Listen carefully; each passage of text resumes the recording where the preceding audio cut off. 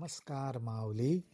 चला ज्ञानेश्वरीच्या सहवासात आपण ज्ञानेश्वरी अध्याय 4 मधील ओवी 13 ते 31 यांच्या सहवासात जाऊया. आज अर्जुनावरच्या प्रेमामुळे निर्गुण निराकार परमात्मा सगुण साकार रूप घेऊन श्रीकृष्णांच्या रूपातनं प्रगट झालेला आहे. ह्या निर्गुण निराकार सगुण साकार श्रीकृष्ण परमात्म्याचं स्वरूप कसं आहे, ज्ञानोबाराय त्यांचं सुंदर वर्णन करतायत. ते म्हणतात, एरवी हा योगियान नाडळे वेदार्थासी नाकळे जेथ ध्यानाचेही डोळे पावतीना. वेदांनाही ज्याचा अर्थ लागत नाही, योग्यांना सुद्धा तो सापडत नाही आणि ध्यानाच्या डोळ्यांनाही तो दिसत नाही, असा हा परमात्मा. माऊली हो, ह्याचा अर्थ योग ज्ञान वेद ध्यानाला बसणं हे व्यर्थ आहे असं नाही, तर ह्या परमात्म्याची व्याप्तीच अशी आहे की ध्यानामध्ये त्याला पाहायला जावं तर त्या ठिकाणी ते पाहणंच खुंटतं. वेदांमध्ये त्याचा अर्थ शोधायला जावा तर त्याचा अर्थच उलगडत नाही, इतकी त्याची व्यापकता आहे. आणि योगाच्या अभ्यासाने योगाच्या सामर्थ्याने केवळ तो बांधला जात नाही, ओळखला जात नाही, तरीही त्याचं व्यापकत्व हे राहतच. वेद योग ध्यान हे मार्ग आपल्याला तिथपर्यंत पोचवतात, परंतु तरीही त्याचं व्यापकत्व हे पुरून उरतंच. ते हा निजस्वरूप अनादि निष्कंप परी कवणे माने सकृप जाहला असे. ज्ञानोबाराय सुद्धा अत्यंत प्रेमाने आश्चर्याचे उद्गार काढतायत आणि ते म्हणतायत, असा हा श्रीकृष्ण परमात्मा सच्चिदानंद स्वरूप निर्गुण निराकार स्वरूप. परंतु आज बघा, अर्जुनावरच्या प्रेमामुळे, केवळ आणि केवळ प्रेमामुळे अत्यंत तो कृपाशील झालेला आहे, सकृप जाहला आहे. खरं तर हा त्रैलोक्यपटाची घडी आकाराची पैलथडी कैसा याची आवडी आवरला असे. अहो, ह्या श्रीकृष्ण परमात्म्याचं स्वरूप असं आहे की त्रैलोक्य रूपी घडी, वस्त्राची घडी जर आपण उलगडली की वस्त्र म्हणजे हे त्रैलोक्यच, आणि अशा ह्या त्रैलोक्याची घडी जर आपण उलगडली, असा हा जगद्व्यापक आहे, सर्व आकारांच्या पलीकडे आहे. परंतु न जाणो अर्जुनावरच्या प्रेमामुळे आज त्यांनी स्वतः आकार धारण केलेला आहे. खरा तर आकाराच्या पलीकडे असलेलं त्याचं व्यापकत्व आणि निराकारत्व आहे, पण ते त्यांनी अर्जुनाच्या प्रेमामुळे सोडून दिलंय आणि आपल्यासारखा देहधारी सगुण साकार असा श्रीकृष्ण परमात्मा आपल्या समोर अवतरला आहे. माऊली हो, असा हा श्रीकृष्ण परमात्मा अर्जुनाला जे ज्ञान देतोय, त्या ज्ञानाविषयी स्वतः श्रीकृष्ण काय खुलासा करतायत हे आता ज्ञानोबाराय आपल्याला सांगतायत. श्रीकृष्ण म्हणतात, मग देव म्हणे अगा पंडुसुता हाची योगू आम्ही विवस्वता कथिला परी ते वार्ता बहुता दिवसांची. मग तेणे विवस्वते रवी हे योगस्थिती आघवी निरूपिली बरवी मनुप्रती. माऊली हो, ज्ञानदानाची ही परंपरा आहे. हल्लीच्या काळामध्ये टेक्नॉलॉजीमुळे एकमेकांमध्ये संपर्क करणं खूप सुलभ आहे, परंतु अनेक हजारो वर्षांपूर्वी ही पद्धत एका व्यक्तीकडून दुसऱ्या व्यक्तीकडे ज्ञान सुपूर्त केलं जायचं. श्रीकृष्ण अर्जुनाला हेच सांगतायत की फार पूर्वी हा योग मी विवस्वानाला सांगितला. मग त्या विवस्वान रवीने ही संपूर्ण योगस्थिती मनूला सांगितली. अशी ही परंपरेची ओळख ते करून देत आहेत. मनूने आपण अनुष्ठिली, मग इक्ष्वाकुवा उपदेशिली, ऐसी परंपरा विस्तारिली आद्य हेगा. मग आणिकही या योगाते राजर्षी जाहले जाणते, परी तेथोनी आता सांप्रते नेणिजे कोणी. परंपरेची ओळख करून देताना एक महत्वाची गोष्ट इथं लक्षात घेण्यासारखी आहे. ती म्हणजे मनूने ह्या योगस्थितीचं स्वतः अनुष्ठान केलं, स्वतः अभ्यास केला, स्वतःनी साधना केली आणि मग मनूने ती इक्ष्वाकू राजाला सांगितली. अशा पद्धतीने ह्या योग धर्माची परंपरा आहे. श्रीकृष्ण म्हणतात ही अशीच परंपरा चालत राहिली आणि पुढे काही राजर्षी त्यांनी ही जाणून घेतली आणि त्याचं अनुष्ठान केलं, त्याचा अभ्यास केला. माऊली हो, इथे हा फार महत्वाचा शब्द श्रीकृष्णांनी ज्ञानोबारायांनी उल्लेखलेला आहे आणि तो म्हणजे राजर्षी. नुसते राजे नाहीत, नुसते ऋषी नाहीत, तर जे राजे पण आहेत आणि योगाभ्यास केल्यामुळे ऋषीही ठरले असे राजश्री. राजे आणि ऋषी यांचा संगम ज्या ठिकाणी झाला असे राजश्री. आज असं म्हणावंसं वाटतं की पूर्वीच्या हजारो वर्षांपूर्वीच्या काळामध्ये असे राजश्री तयार झाले असतील तर आजच्या काळामध्ये सुद्धा राजकीय व्यक्तीने योगाभ्यास करावा, राजश्री व्हावं आणि लोकांचं कल्याण करावं. परंतु माऊलींना सुद्धा हाच खेद वाटतोय की आता हा योग कोणी जाणत नाही. श्रीकृष्ण अर्जुनाला सांगतायत की अर्जुना, आता मात्र हा योग कोणी जाणत नाहीत आणि त्याचं कारणही मी तुला सांगतो. जे प्राणिया कामी भरू, देहाची बरी आदरू, म्हणून पडिला विसरू आत्मबोधाचा. अभांटलिया आस्था बुद्धी, विषय सुखची परमावधी, जीवू तैसा उपाधी आवडे लोका. थोडक्यात ज्ञानोबाराय हा योग मार्ग नाहीसा व्हायचं कारण सांगतायत.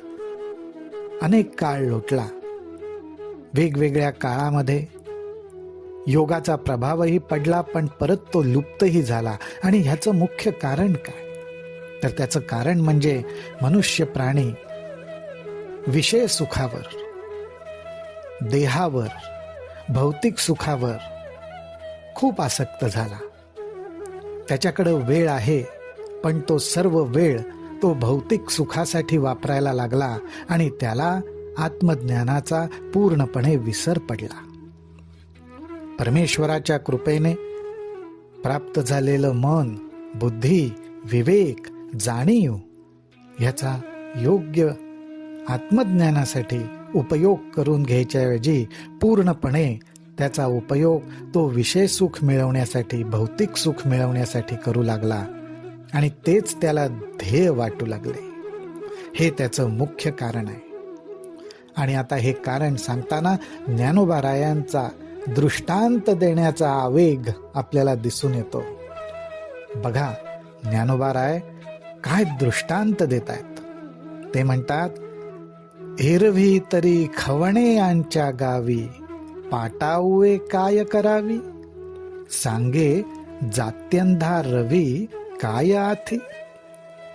अरे ज्या गावामध्ये सर्वच दिगंबर अवस्थेत राहतात, नग्न अवस्थेत राहतात, त्या गावामध्ये पाठीवरती वस्त्रांचं गाठोडं बांधून एखादा वस्त्र विकायला गेला तर त्याचा माल खपेल का? ज्याला जन्मताच अंधत्व प्राप्त झालंय त्याला सूर्याचा काय उपयोग? का बहिरयांच्या आस्थानी कवण गीता ते मानी, की कोल्हे या चांदणी आवडी उपजे. पै चंद्रोदया आरवते, जयांचे डोळे फुटती असते, ते कावळे केवी चंद्रा ते ओळखते. वा वा, काय हे दृष्टांत आहेत.